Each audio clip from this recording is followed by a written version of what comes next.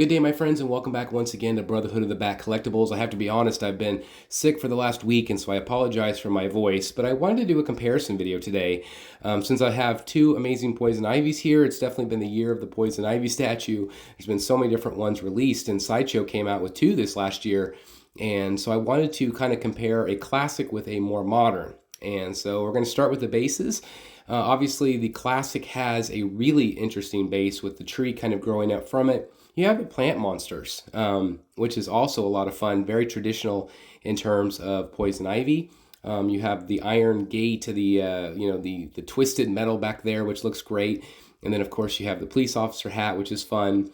The more modern one has none of that. They have none of the whimsy, and so you definitely get a little bit more of the scary, just kind of the gnarly base. You still have a little bit of a plant monster, whereas like again, these have the more traditional plant monsters, but the more modern has just the teeth. You don't have that kind of that more whimsical look, and so definitely a little bit more realistic take in terms of the modern one versus the classic. But again, I don't feel like you could really go wrong either way. But there is a difference, right? There is a difference. In terms of her and her costume, obviously she is a much brighter green, definitely a classic feel, has kind of the leggings look, and obviously again you can see the really great pop of color with her her thighs and her costume. Whereas this one, the more modern one, has the vines kind of creeping up her leg. She's got some irritation on her leg, and it doesn't have that same thigh look. Has kind of more of the, instead of just boots, it's like the plants are growing up around her, creating the boots. So it's definitely a little bit of a different take, definitely a little bit more modern for sure. But again, I don't feel like you could go wrong really either way. In terms of the actual costume itself, you can see some different pops of color here. It looks great on her, kind of her bodice and her corset, I guess you could say. I'm not exactly sure what you would call that, but anyway, I think it looks great. Her gloves going into her hand, again, really great detail in my opinion. Whereas again, this one, it's not really a glove necessarily, it's the plant taking over. And so I really like that representation. Obviously, her corset, her costume, looks really great. A lot of amazing detail. It's not quite as leafy. It's more plant-like. And so again, it is subjective as to which one is better, but you can definitely see that there's a big difference between the two.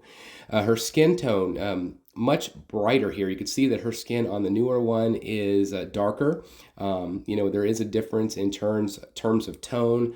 And so again, it just kind of depends on which one you like. I feel like the classic is more of a subtle, seductive Ivy. You can see her hair, really great detail. Her hair, really great detail here as well. But again, everything's darker tones, because she is a more evil representation of Ivy, whereas the classic is more subtle, again, seductive, not as terrifying, not as creepy, but still looks absolutely fantastic. But again, you could definitely see a difference in terms of that tone. Again, there's more whimsy to this one. So again, it's just kind of whatever Ivy you like better. This is definitely the Ivy that I grew up on, but I probably tend to like the little bit more modern representation a little bit better.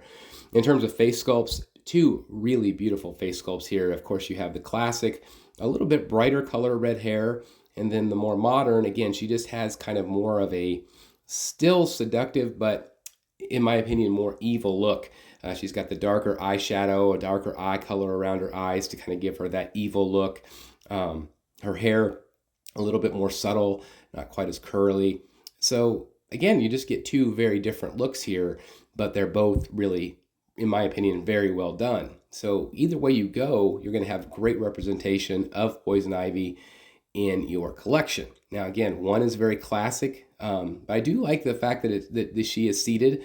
It's kind of a throne piece, if you will. I like that it offers some different height in your collection, whereas the more modern one definitely is much taller, as you can see, much taller. She's spread out. It's a wider base with the tree and everything else going on. Definitely a little bit more dynamic for sure. I love that they made her dynamic and kind of up off the root. But again, if you are a fan of the classic, it's just another really nice way to go. The ES on this one was very, very low. So this one is going to be a lot harder to find for sure. whereas the newer one might be a little bit easier to find. Both versions were offered in green as well.